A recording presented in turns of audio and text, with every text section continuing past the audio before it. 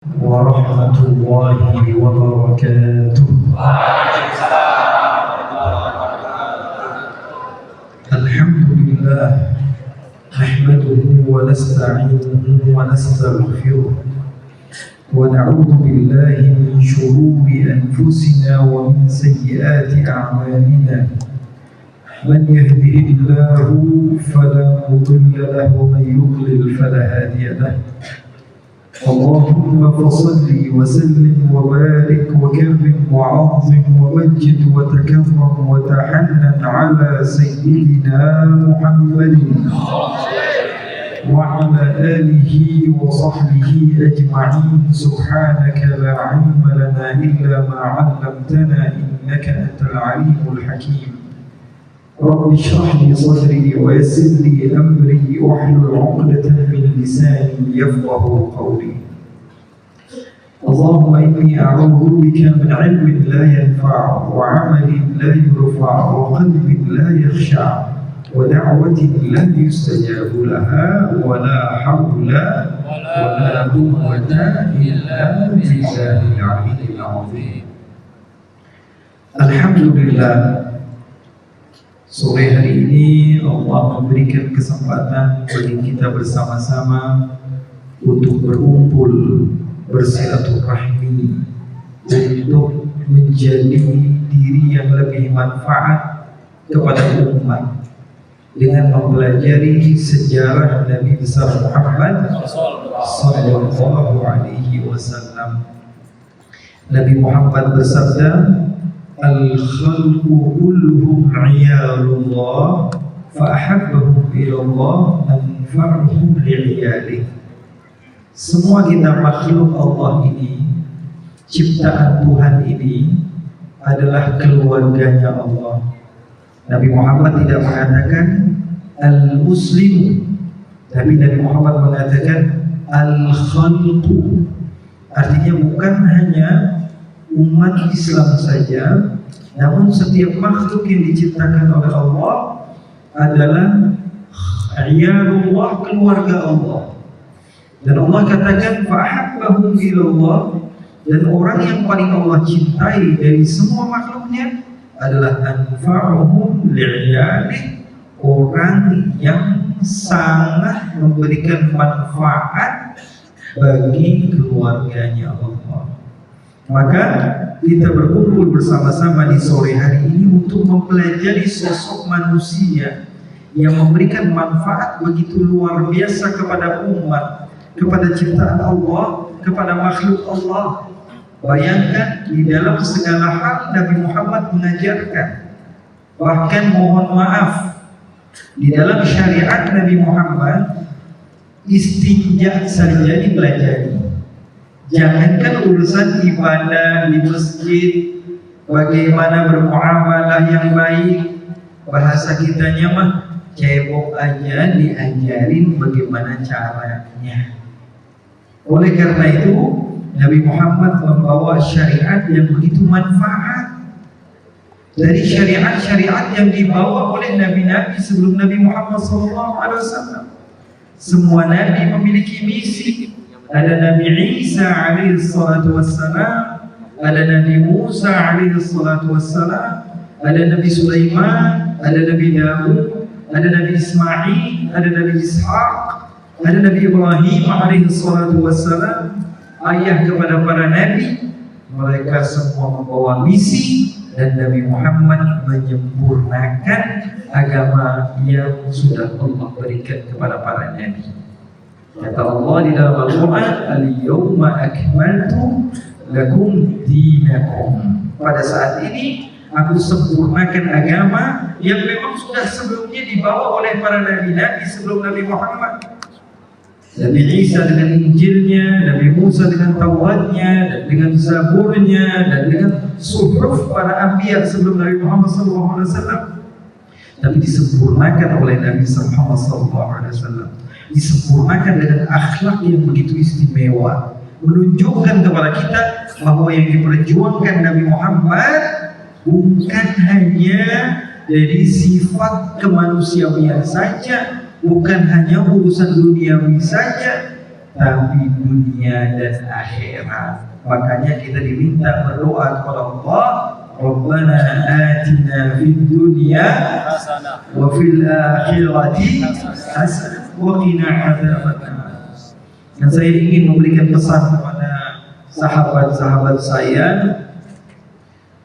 pada sore hari ini, di antara satu sifat yang diajarkan oleh Nabi Muhammad yang Allah puji di dalam Al-Quran, sehingga kalian pulang, kalian bawa cerita ini, kalian ajarkan kepada keluarga kita. Nabi Muhammad itu dipuji sama Allah di dalam Al-Quran karena memiliki sifat yang begitu hebat. Apa itu? Laqad ja'akum rasulun min anfusikum azizun 'alaihi ma 'anittum harisun 'alaikum bil mu'minina raufur rahim. Tiga hal ini yang dimiliki oleh Nabi Muhammad yang berat untuk kita miliki. Susah kita mempraktekkannya. Yang pertama, azizun 'alaihi ma 'anittum. Apa artinya azizun 'alaihi ma 'anittum?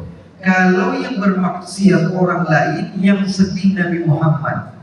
Kalau yang susah orang lain, yang sedih Nabi Muhammad. Kalau yang menderita orang lain, yang sedih Nabi Muhammad. Walaupun berseberangan, walaupun berbeda agamanya, berbeda akidahnya, berbeda komunitasnya, berbeda organisasinya. Kalau ada orang yang terluka, orang yang pertama kali sedih adalah Nabi Muhammad. Kalau ada orang yang keluar dari jalur, Nabi Muhammad adalah orang yang pertama kali bersedih. Azizun 'alaihi ma 'anittum. Nabi Muhammad memiliki sifat kalau ada orang lain yang salah, beliau yang merasa bersalah. Kalau kita beda, syukurin. Salah sendiri, kenapa nggak mau ikut? Udah dibilangin nggak mau dengar, dasar sesat, dasar orang nggak benar, dasar ahli neraka. Nabi Muhammad tidak. Aziz. Yang pertama Rasulullah rasakan adalah sakit hati, ya Allah. Harisun 'alaikum. Karena Nabi Muhammad memiliki sikap, memiliki sifat harisun 'alaikum, berusaha mengajak semua orang masuk surga, siapapun itu. Itu sikap Nabi Muhammad. Kalau kita kan beda kan ceritanya. Dia mah bukan orang kita, dia mah bukan satu organisasi sama kita, dia mah bukan orang komunitas kita, dia mah beda, bukan sama kita. Nabi Muhammad tidak seperti itu. Harisun 'alaikum. Makanya ketika ada Yahudi yang meninggal, Nabi Muhammad menangis. Lalu sahabat mengatakan kepada Nabi, ya Rasulullah, tidak perlu menangis, karena yang mati ini bukan sahabatmu, tapi musuhmu. Tidak perlu diperangi, udah mati duluan, mati sendiri. Harusnya kita senang, harusnya kita bahagia. Kata Nabi Muhammad, saya bersedih karena ada jiwa yang harusnya terselamatkan dengan dakwah saya, tapi tidak sempat, dan saya belum sempat mengajak dia untuk kepada ajaran agama Allah Subhanahu wa ta'ala. Begitu. Bukan memaksakan kehendak, tapi Nabi Muhammad berusaha dengan hati, dengan pikiran, dengan tenaga supaya semua orang terselamatkan. Makanya dakwah Nabi Muhammad berubah-ubah. Nabi Muhammad berdakwah sembunyi-sembunyi. Nabi Muhammad berdakwah terang-terangan. Nabi Muhammad berdakwah dengan berpindah dari satu kota dengan ke kota yang lain. Nabi Muhammad kemudian berdakwah juga dengan apa? Mengirim surat. Nabi Muhammad berdakwah juga dengan apa? Dengan berperang. Tapi peperangan Nabi Muhammad sudah jelas. Ulama sejarah mencatat peperangan Nabi Muhammad dari pertama kali Nabi Muhammad datang ke kota Madinah, tahun kedua dimulai peperangan sampai tahun ke-10, sekitar ada kurang lebih 100 peperangan. 27 peperangan Nabi Muhammad turun tangan sendiri, sisanya 75 Nabi Muhammad kirimkan sahabat, dan Nabi Muhammad ikut mengatur peperangan tersebut. Serem ini, 100 peperangan. Bisa saja kita dibohongi oleh sebagian orang, tuh Nabi Muhammad suka perang. Serem sampai 100 peperangan. Di dalam 10 tahun 100 peperangan. Berarti dalam 1 tahun hampir 10 peperangan. Ini luar biasa banyaknya, ya, hampir 8 atau 9 ya. Luar biasa banyak ini peperangan yang dialami oleh Rasulullah SAW. Tapi kalau kita baca sejarah Nabi, semua peperangan Nabi itu Nabi Muhammad melawan. Ketika diserang, Nabi Muhammad membalas. Dan bayangkan ikhwan, dari 100 peperangan yang meninggal dari orang yang tidak beriman kepada Allah, itu pun mereka yang lebih dahulu memerangi Nabi Muhammad tidak lebih dari 2000 orang. Dari banyaknya peperangan, karena Nabi Muhammad betul-betul menjaga jiwa raga. Nabi Muhammad sayang kepada siapapun. Nabi Muhammad tidak inginkan peperangan. Nabi Muhammad SAW tidak ingin ada yang terluka. Bayangkan ketika Nabi Muhammad memerintahkan sahabat untuk pergi ke Romawi pada saat itu. Apa pesan Nabi Muhammad? Ini mau perang, pesannya seperti ini. Hati-hati kalau ada kakek-kakek jangan diganggu. Kalau ada perempuan jangan sampai terganggu dengan suara kalian. Hati-hati kalau di sana ada pepohonan jangan ditebang. Kalau ada binatang jangan sampai terganggu. Ini mau perang apa mau apa? Rasulullah menyuruh kita untuk memperhatikan perempuan-perempuan tua atau perempuan-perempuan muda, laki-laki yang sudah tua renta, anak-anak kecil, pepohonan, hayawan binatang, jangan diganggu. Sisanya kalau kalian diperangi maka kalian membalas untuk memerangi. Oleh karena itu tidak aneh Sayyidina Ali bin Abi Thalib ketika beliau lagi perang asik sama orang-orang yang tidak beriman kepada Allah, saling balas membalas. Sayyidina Ali terluka, musuhnya terluka. Sayyidina Ali terluka, musuhnya terluka. Sehingga apa yang terjadi kawan-kawan? Sayyidina Ali bin Abi Thalib banyak lukanya dan ketika itu beliau berhasil menjatuhkan musuhnya. Sudah tinggal diambil pedang lalu dibunuh oleh Sayyidina Ali. Lalu tiba-tiba apa yang terjadi? Sayyidina Ali diludahi. Oleh siapa? Oleh musuhnya Allah, musuhnya Nabi Muhammad. Ini menantunya Nabi, anak angkatnya Nabi, diludahi. Maka apa yang dilakukan Sayyidina Ali? Sayyidina Ali melepas pedangnya dan berlari.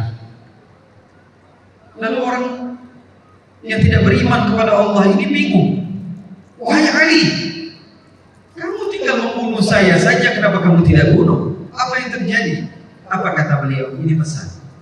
Saya pertama kali ingin membunuh kamu karena Allah. Karena kamu memerangi agama saya membalas. Tapi setelah kamu meludahi saya takut bercampur niat saya antara meninggikan ilahi kalimatillah sama ketika itu saya mungkin beriringan karena hawa nafsu marah karena engkau sudah meludah pada saya. Daripada saya membunuh kamu karena takut hati saya ini tercoreng dengan apa? Amarah saya, lebih baik saya tinggalkan kamu. Lihat, ini perjuangan. Kalau kita tambah diludahin, tambah jadi ini kurang ajar kamu. Tapi Sayyidina Ali memberikan kepada kita satu ilmu. Peperangan cuma wasilah, dakwah saya ngomong cuma wasilah, kita nasihat cuma wasilah, bikin majelis ta'lim cuma wasilah. Kadang-kadang orang dapat hidayahnya di tempat yang lain. Makanya Sayyidina Ali ketika berperang, beliau takut, beliau ini marah bukan karena Allah, tapi karena beliau diludahi, beliau tinggalkan. Nah, ini yang diajarkan oleh Allah dan Rasulnya. Azizun alaihi ma'anitum, harisun alaikum. Karena yang diinginkan oleh Sayyidina Ali adalah orang ini mau kembali kepada Allah. Mereka ini ikut kepada Allah tapi dirusak akidahnya, ingin dikembalikan kepada akidah yang benar. Bukan malah memaksakan orang lain, tidak ada. Dalam ajaran agama Islam tidak ada pemaksaan sama sekali, tapi kita berusaha dan hasil kita serahkan kepada Allah. Yang terpenting kita bisa bermanfaat kepada umat sesama. Oleh karena itu ketika Nabi Muhammad SAW di dalam salah satu peperangan ada seorang sahabat bernama Khalid bin Al-Walid. Ini pemberani. Khalid bin Walid pemberani. Orangnya sangat kuat. Bapaknya juga bernama Al-Walid bin Al-Mughirah, juga pemberani. Beliau termasuk pemimpin perang di dalam peperangan Uhud ketika mengalahkan umat Islam. Makanya ketika di tahun ke-8 beliau mendatangi Nabi dan membawa pedangnya. Ya Rasulullah, ini pedang saya ya Rasulullah. Berapa banyak kepala orang Islam yang saya sudah tebas dengan menggunakan pedang ini ya Rasulullah. Apakah Allah akan memaafkan saya? Apa kata Rasulullah SAW? Al-Islamu yajubu ma qablah. Wahai Khalid, ketika kamu sudah bersaksi bahwa tiada Tuhan selain Allah dan saya adalah utusan Allah, maka agama Islam menghapus semua dosa yang pernah kau lakukan. Tidak dianggap lagi. Apapun yang kau lakukan sudah kosong di mata Allah, di mata Rasulullah SAW. Apapun yang kamu lakukan selain dari kebaikan, maka kamu akan mendapatkan pahalanya. Khalid bin Walid pernah satu waktu di dalam salah satu peperangan berperang juga sama seperti tadi. Ketika sudah perang, Sayyidina Khalid terluka dan dia juga melukai, kemudian beliau terluka, kemudian melukai, sampai di satu saat musuhnya sudah tidak bisa bergerak lagi. Akhirnya ingin dibunuh sama Sayyidina Khalid bin Walid. Dia mengatakan, asyhadu an la ilaha illallah wa asyhadu anna Muhammadar Rasulullah. Ini udah tinggal bunuh doang. Dari tadi dia nggak syahadat, tapi sudah ketika mau dibunuh dia mengatakan asyhadu an la ilaha illallah wa asyhadu anna Muhammadar Rasulullah. Lalu seketika dibunuh sama Sayyidina Khalid bin Walid. Datang kepada Nabi Muhammad, dipanggil sama Nabi Muhammad. Nabi Muhammad mengetahui cerita ini, dipanggil sama Nabi. Wahai Khalid, kamu telah membunuh satu jiwa yang tidak memerangimu dan dia bersaksi bahwa tidak Tuhan selain Allah dan aku adalah utusan Allah. Apa kata Sayyidina Khalid? Ya Rasulullah, yang ngomong itu karena takut ya Rasulullah, bukan gara-gara benar-benar mau bersyahadat. Sudah tinggal dibunuh saja dia baru bersyahadat. Apa ucapan Nabi? Asyaqaqta qalbah. Kamu ngomong seperti kamu belek dadanya, kemudian kamu lihat niat orang tersebut berbicara dan bersaksi bahwa tidak Tuhan selain Allah dan aku adalah utusan Allah karena takut. Asyaqaqta qalbah.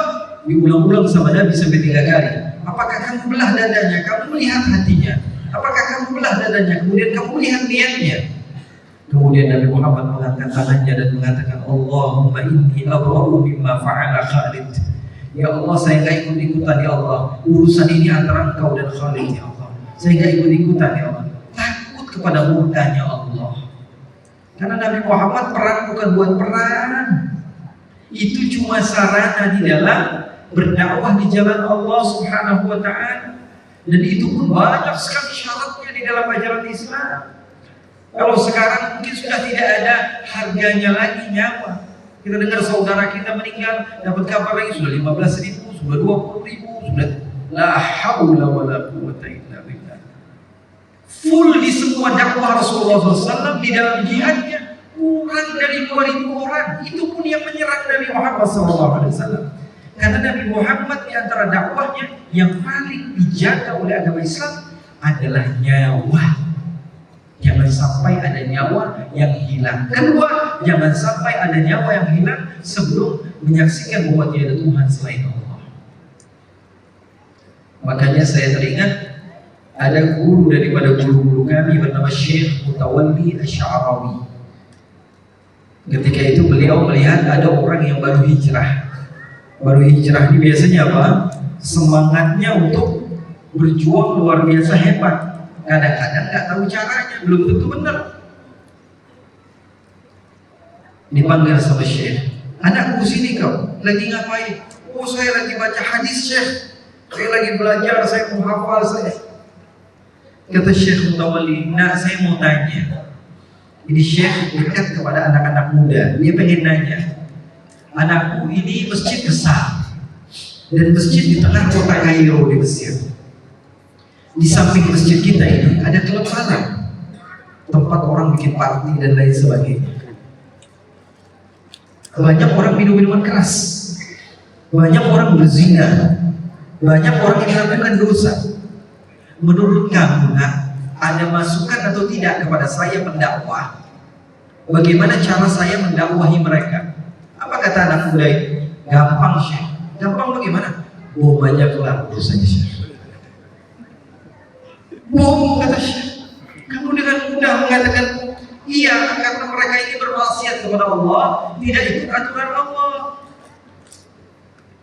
Maka kata Syekh, tapi mereka ini kalau dinasehati mungkin ada kemungkinan jadi orang baik, menjadi orang yang beriman, menjadi orang yang berakhlak.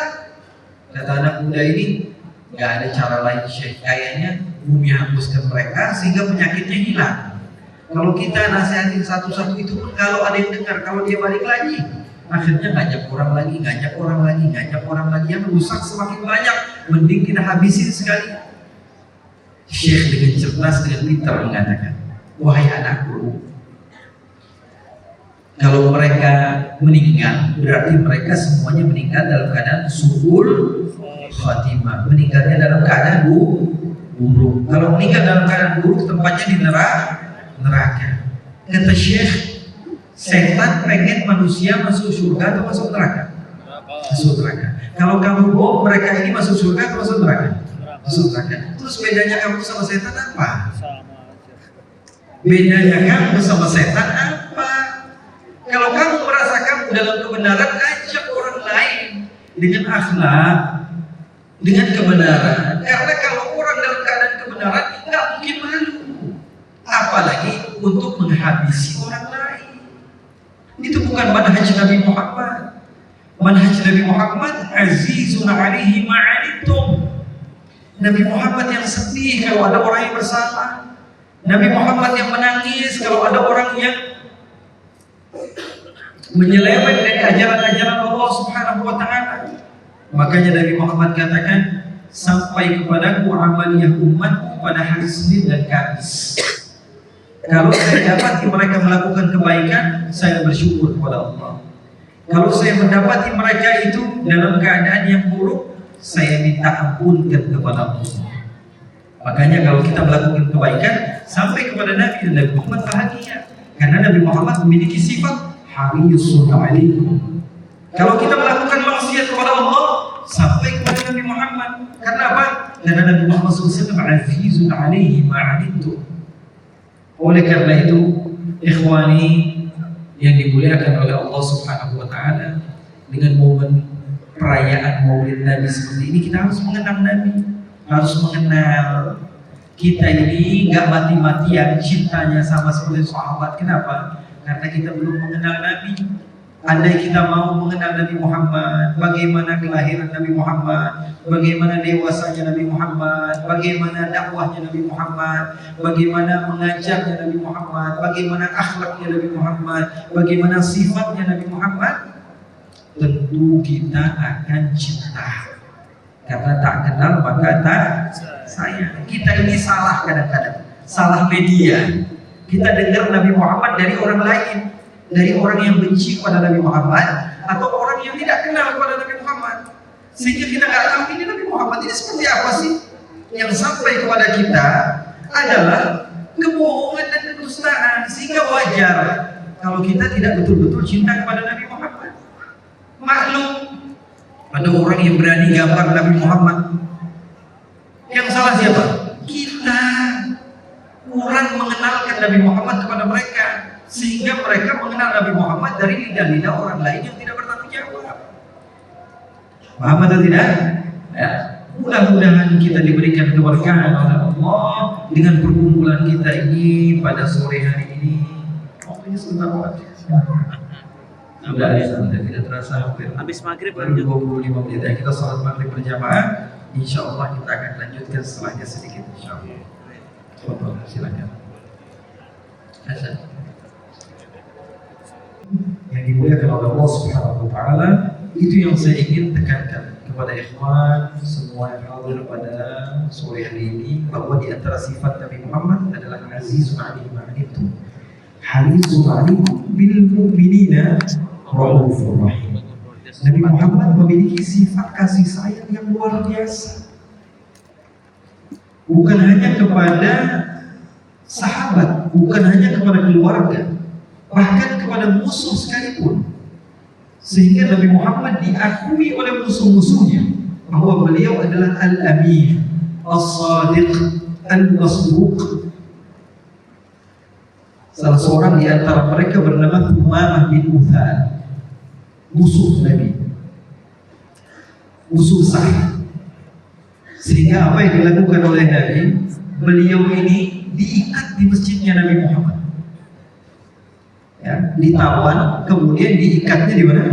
Di masjidnya Nabi. Biar apa? Karena Nabi Muhammad tahu dia ini berakal, orangnya pintar, orangnya cerdas. Jadi aktivitas umat Islam pada saat itu dia lihatin, dia perhatikan. Ini kok gak sesuai semua dengan apa yang saya dengar. Oh, umat Islam ini seru sih. Sholat menyembah Allah, berkumpul bersama, berzikir kepada Allah, bersolawat kepada Nabi Muhammad, yang dikaji keilmuan. Tidak ada sama sekali menyinggung kami, membenci kami. Sehingga dia tahu, oh, sahabat ini seperti ini. Setiap selesai melakukan rutinitas, Nabi Muhammad SAW mendekati orang tersebut. Thumamah itu diikat di mana? Di tiang masjid. Waktunya makan dikasih makan, waktunya istirahat diberikan istirahat. Akhirnya didekati oleh Nabi Muhammad SAW. Kemudian Rasulullah tanya, bagaimana kabar wahai Thumamah?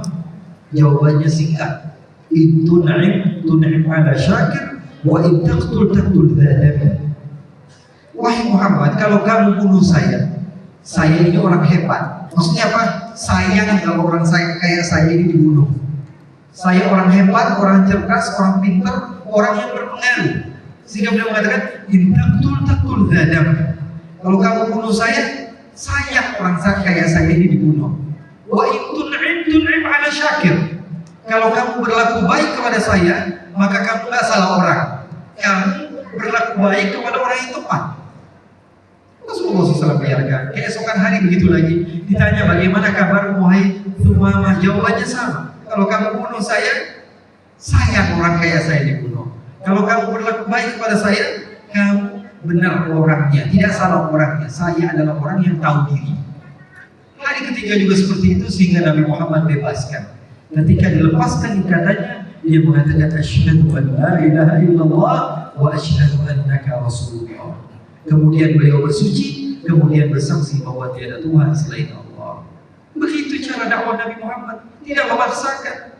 Karena Nabi Muhammad SAW mengajarkan kepada kita bahwa dakwah ini cuma sarana saja. Yang diinginkan apa dari umat Islam ini? Mereka semua selamat dari siksaan neraka. Itu saja. Makanya sayang sekali kalau umat Islam dikotak-kotakkan. Gak apa-apa berselisih di dalam masalah yang ringan, tidak masalah selagi bukan akidah. Di masjid ini sholat subuh pakai kunut, di masjid yang satu lagi nggak pakai kunut, nggak masalah. Yang satu cara hitungnya 5 tambah 5, yang satu 6 tambah 4. Yang masalah udah nggak sholat subuh ribet. Betul atau tidak? Iya, bulan Ramadan nggak masalah. Mau sholat tarawihnya pakai formasi 4-4-3, ya, ada yang 8 rakaat, ada yang 20 rakaat, ada yang 36 rakaat, nggak masalah. Yang hobi mengotak-kotakan, nah itu yang dipermasalahkan dalam umat Islam. Ada orang yang cara hitungnya 5 tambah 5 sama dengan, ada yang 6 tambah 4 sama dengan, ada yang 7 tambah 3 sama dengan, ada yang 8 tambah 2 sama dengan. Mana yang lebih benar? Mana yang paling benar? Bisa jadi kita semua dalam keadaan benar. Makanya Rasulullah SAW paham dakwah ini cuma sarana. Cocoknya seperti apa? Beda-beda. Oleh karena itu Nabi Muhammad pernah ditanya satu orang, ya Rasulullah, amalan terbaik apa? Nabi Muhammad jawabnya sholat di awal waktu. Orang lain lagi tanya kepada Nabi, ya Rasulullah, amalan terbaik apa? Jihad di jalan Allah. Ada orang lain lagi datang kepada Nabi, ya Rasulullah, amalan terbaik apa? Bakti sama orang tua. Kok beda-beda? Kalau dengan kacamata kita akan mengatakan kayak gak konsisten. Padahal gak begitu. Nabi Muhammad lepasin lawan bicaranya. Ada yang gak cocok dengan dosis yang tinggi, ada yang cocok, ada. Makanya ya kita gak bisa memaksakan semua orang dengan cara yang sama. Cara yang paling tepat, kenalkan Nabi Muhammad. Pengen tahu agama Islam, pengen tahu ajaran yang benar, kenali Nabi Muhammad dulu deh. Nanti setelah itu baru kamu komentar, kasih tahu kepada saya. Mana yang kamu tidak suka, bisa jadi kamu salah baca. Karena orang kalau kenal kepada Nabi Muhammad SAW pasti akan cinta kepada Nabi Muhammad SAW. Mudah-mudahan berkah, mudah-mudahan semua yang kerja di tempat ini insya Allah semakin berkah hartanya dan terus-menerus mau belajar. Nabi Muhammad profesionalnya luar biasa. Bahkan motong kurban saja kata Nabi, "Fa'idza dzabhtum fa'ahsinu dzibha." Kalau motong kambing atau sapi harus profesional, harus tahu caranya, harus benar. Waktu bangun Masjid Nabawi, Nabi Muhammad melihat ada orang yang ngaduk semennya bagus. Dulu pakai nomor, pakai tanah liat. Itu sebut saja ngaduk semen lah kalau bahasa sekarang. Ketika itu Nabi Muhammad katakan, dia aja nih, jangan yang lain. Ternyata ada yang lain ikut membantu kata Rasul, jangan kamu, biar dia, karena dia yang paling paham dalam masalah ini. Nabi Muhammad menempatkan segala sesuatu pada tempatnya. Oleh karena itu orang mengira masuk surga dengan banyak ibadah saja. Tidak. Kata Nabi Muhammad, "At-tajibul aminu saduqul muslim ma'a syuhada yaumil qiyamah." Pengen mati masuk surga? Pengen mati seperti orang yang mati syahid? Kata Nabi Muhammad, orang yang berbisnis atau pengusaha atau pekerja yang memiliki 3 sifat ini, maka dia akan masuk surga sederajat dengan orang yang mati syahid. Pengen atau tidak? Ini bukan kata saya, kata Nabi Muhammad. Sifat ini pertama adalah al-amin, amanah. Catat itu. Saya ini bukan hanya lagi bekerja, tapi saya juga lagi nyari pahala. Amanah. Kamu amanah, atasan kamu mengatakan kamu harus melakukan ini, lakukan sesuai perintahnya. Itu amanah. Kamu berusaha untuk amanah, itu adalah ibadah di dalam agama. Kemudian yang kedua, jujur. Al-amin as-saduq. Jujur, tidak berdusta. Kalau kamu ingin sesuai dengan keinginan kamu masuk dalam surga, amanah, jujur, dan muslim. Ketiga hal ini kalau kamu miliki, maka kamu akan mendapat surga serupa sederajat dengan orang yang mati syahid. Bisa amanah insya Allah? Bisa amanah insya Allah? Jadi ini kita lagi kerja, tapi kita juga ini adalah ladang ibadah. Jangan dikira orang ibadah itu hanya sholat saja, enggak. Yang sholat maghrib 3 rakaat lebih baik dari yang sholat maghrib 6 rakaat. Betul atau tidak? Ya bukan dari banyaknya tidak. Kalau kita konsisten, amanah, jujur, Islam kita pegang, ketika hal ini kita perlakukan, kita aplikasikan di dalam pekerjaan kita, maka kita akan mendapatkan surga Allah. Kita berjihadnya dengan dolar. Ketika sebagian orang berjihad dengan pedang, kita berjihadnya dengan pekerjaan kita. Udah enak dapat pahala, dapat gaji, dapat nama, luar biasa. Masuk surga dapat bisa. Mudah-mudahan Allah berikan keberkahan. Allah Subhanahu wa taala jadikan kita termasuk orang-orang yang saling cinta, mencintai karena Allah. Saya sayang kepada antum semua, antum sayang kepada saya. Mudah-mudahan rasa cinta kita ini membawa kita menuju kepada surga-Nya Allah. Allahumma ja'alna hadhihi al-marhuma wa tafarruqana min ba'di tafarruqan ma'suma. ولا تجعل اللهم فينا ولا منا ولا معنا شقيا ولا محروما. Ya Allah, jadikanlah perkumpulan kami ini perkumpulan yang Kau cintai ya Allah. Tidaklah kami keluar dari tempat ini kecuali dosa kami telah Kau hapus ya Allah, derajat kami telah Kau naikkan ya Allah. Ya Allah, kalau saja perkumpulan ini adalah titik awal dari kebaikan kami, maka berikanlah kepada kami hidayah, berikanlah kepada kami taufik, berikanlah kepada kami petunjuk. Nabi Muhammad SAW bersabda, kebaikan adalah sesuatu yang membuat hati tenang ya Allah. Pada sore hari ini hati kami tenang ya Allah, hati kami tentram ya Allah, kami merasakan kedamaian ya Allah. Berikanlah kepada kami jalan sehingga kami mampu menuju kepada keabadian, kebahagiaan yang abadi kekal bersamamu ya Allah ya Rabbal Alamin. Ya Allah ya Rabbal Alamin, kami takut di dunia kami sudah susah payah, di akhirat kami susah payah juga ya Allah. Di waktu yang diijabah ini, di waktu maghrib ini ya Allah, jadikanlah kami termasuk orang-orang yang mati dalam keadaan husnul khatimah, orang-orang yang kami cintai, keluarga kami, semua orang yang kami harap manfaat bagi mereka, semua umat Nabi Muhammad SAW. Berikan kepada mereka petunjuk sehingga mereka mengenal kepadamu lebih jauh, mengenal kepada kekasih Rasulullah lebih jauh, sehingga semua di antara kita berkumpul bersama-sama di surga-Mu ya Allah ya Rabbal Alamin ya Rahman ya Rahim. Sallallahu bi jamalika wa jalalika ala sayyidina Muhammadin warzuqna jamalal mutaba'ati lahu Allah wa rabbatina fi afiyati wa salamah walhamdulillahi rabbil alamin. Wassalamualaikum warahmatullahi wabarakatuh. Waalaikumsalam warahmatullahi wabarakatuh. Terima kasih kepada